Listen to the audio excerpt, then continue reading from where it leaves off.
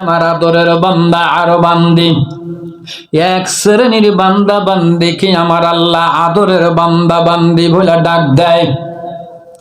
আসলে তো আমার আল্লাহ আমাদেরকে আদর করেই বানাইছেন।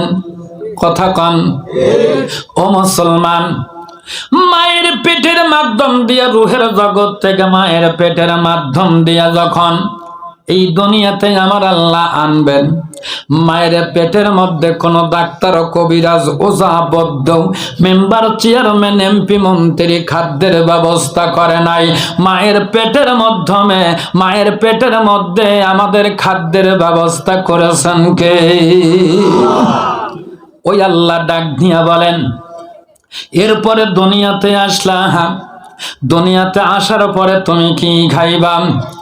তুমি কি খাইবা? তোমার কষি হাড়, কষি লাঞ্চ, যে কোনো জিনিস খায়া তো তুমি হজম করতে পারবা না। এই জন্য দুনিয়াতে আসার আগে, তুমি জন্মের 6 মাস আগে তোমার মায়ের বুকের উপরে তোমার খাদ্য গরম করে আমি আল্লাহ রিজার্ভ করে রেখে দিলাম। আমার আল্লাহ ঘোষণা করেন, ওরে যখন তুমি ছোট্ট ছিলে, দাঁত ছিল না মুখে, তর খাবার দিতেন মাবুদ মা জননীর বুকে রে, মা জননীর বুকে। ওরে সেই আল্লাহ রে ভুলো না রে, সেই আল্লাহ রে ভুলো না রে, জীবন থাকার যাক আল্লাহ রে ডাকরে বান্দা, আল্লাহ রে ডাকরে বান্দা, আল্লাহ বলে ডাক। আল্লাহ বলেন, যখন তোমার কেউ ছিল না তখন ছিলাম আমি, এখন তোমার সব হয়েছে, পর হয়েছি আমি রে বান্দা, পর হয়েছি আমি। আবার যখন কেউ রবে না, আবার যখন কেউ রবে না, রবেন মওলা পাক। আল্লাহ রে ডাকরে বান্দা, আল্লাহ রে ডাকরে বান্দা, আল্লাহ বলে ডাক। আল্লাহু আকবার। ও মুসলমান, আল্লাহ বলেন আদর করে বানাইলাম, ছোট্ট কালে তোমাদের খাদ্য দিলাম। এই জন্য আমার আল্লাহ ঘোষণা করে দেন, এত কিছু দিলাম মায়ের পেটের মাধ্যমে, মায়ের পেট থেকে পড়ার সঙ্গে সঙ্গে তুমি নিঃশ্বাস নিতে পারতেছ না, দুনিয়ার কোনো মানুষ খেয়াল রাখে না। অক্সিজেন নাই, আমি আল্লাহ ফেরেশতা দিয়া পাঠায় দেই, অক্সিজেনের সিলিন্ডার নিয়ে যাও, আমার বান্দা আর বান্দির নাকের মধ্য দিয়া অক্সিজেন ঢোকায়া দাও। সুরুত সুরুত করে অক্সিজেন ঢোকায়া দেয়, তখন ছেলে মেয়ে দুনিয়ায় কান্নাকাটি করে ওঠে।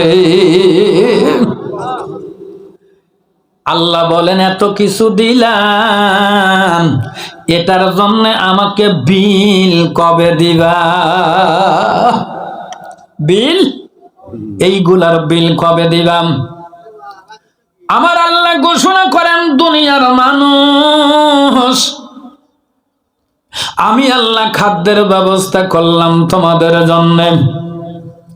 জমিনেতে বীজ বপন করেই খালাস, কোনটা বীজ উপরু হয়া, কোনটা শীত হয়া, কোনটা কায়ত হয়া পড়িয়া থাকে। আল্লাহ বলেন জানো না, এক একটা বীজের পিছনে আমি আল্লাহ ৭০ জন করে ফেরেশতা লাগায়া দে। ফসল ভালো করে জন্মায় দেই, যাতে করে ওই ফসল খায়া বান্দা বান্দি আমার ইবাদত করে। আমার আল্লাহ ঘোষণা করেন, টাকা তোমার আছে,